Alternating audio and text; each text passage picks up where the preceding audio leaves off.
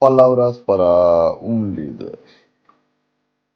Querido líder, antes de ser un gran líder, debes ser un gran ser humano.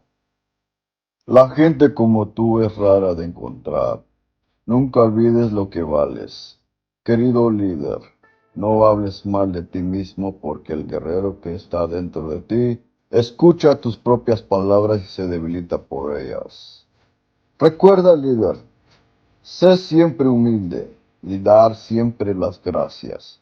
No importa el nivel que tengas, porque no todos son seleccionados para ser líder, porque Dios te seleccionó para liderar.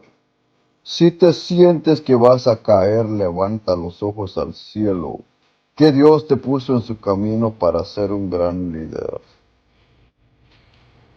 Recuerda eso. Amén.